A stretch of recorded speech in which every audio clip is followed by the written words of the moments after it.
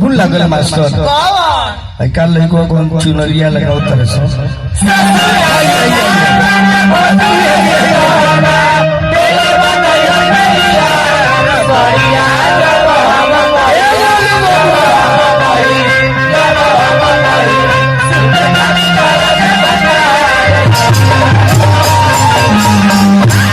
अरे ये देह कोई ना बुढ़ाइए दादा।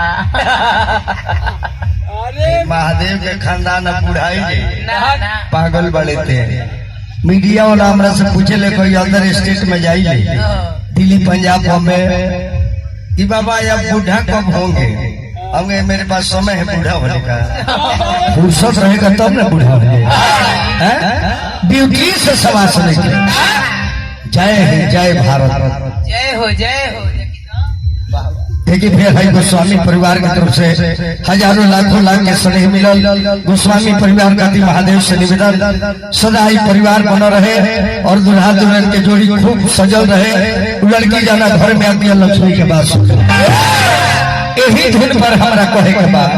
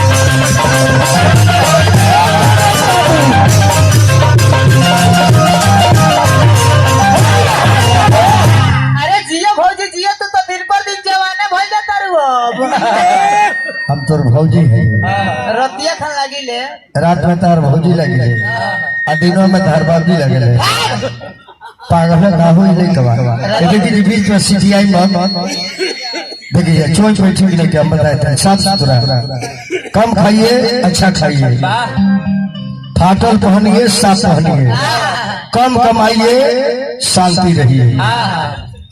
बहुत बहुत पुरस्कार मिलल पूरा गोस्वामी समाज का दिल से प्रणाम करता हूँ। ए बाबा माता गौरव पिता महादेव